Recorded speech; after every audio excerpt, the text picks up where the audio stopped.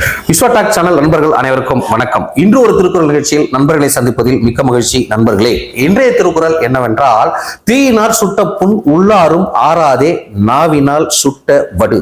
குறள் வந்துட்டு இன்னொரு முறை நண்பர்களே, தீயினால் சுட்ட புண் உள்ளாரும் ஆறாதே நாவினார் சுட்ட வடு அப்படின்னு வள்ளுவர் கூறுகின்றார். நண்பர்களே, இதனுடைய அர்த்தம் என்னவென்றால், தீயினால் சுட்ட புண் கூட ஆறிவிடும், ஆனால் நம் வாயிலிருந்து வரக்கூடிய ஒரு தீய சொல்லானது அடுத்தவருடைய மனதை புண்படுத்தியது என்றால் அந்த காயம் ஆறினாலும் எத்தனை காலங்களானாலும் அந்த வடு மறையாது அப்படின்னு வள்ளுவர் கூறுகின்றார். நண்பர்களே, அதாவது நம்ம ஒருவரை நாம் நெருப்புல நமக்கு நெருப்பு சுட்டு விட்டா கூட அந்த காயங்கள் நம்ம உடம்புல சீக்கிரம் ஆறிடும், தழும்பும் மாறிவிடும்.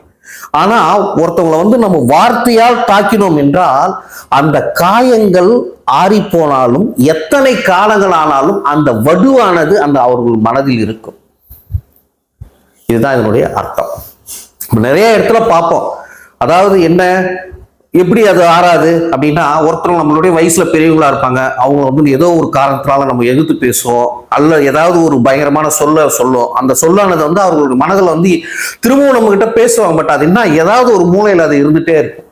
அதை விட இன்னும் கொடுமையானது என்னன்னு கேட்டீங்கன்னா, இப்ப யாருன்னா ஒருத்தர் நம்ம ஒரு சக அலுவலகத்தில் ஒர்க் பண்றோம், ஒரு சக ஊழியர் இருக்காருன்னு வச்சுக்கலாம், அவரை பத்தி நம்ம தேவையில்லாத எல்லா இடத்துலையும் புறம்பா சொல்றோம், அவர் பேர் அதனால ஒரு மாதிரி கெட்டுடுது.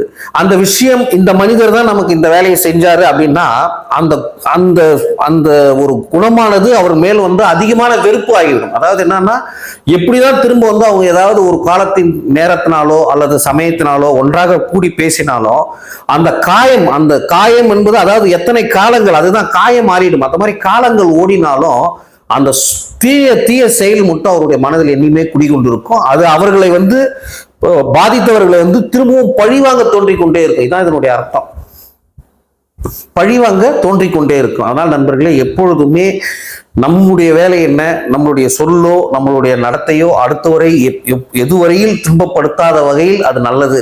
அப்படி துன்பப்படுத்தினால் அவர்களால் நிச்சயம் நாமும் ஒரு நாள் துன்பப்படுத்தப்படுவோம் என்று கூறி நாளை மீண்டும் மற்றும் ஒரு திருக்குறள் நிகழ்ச்சியில் உங்களை சந்திக்கிறேன். நன்றி, வணக்கம் நண்பர்களே.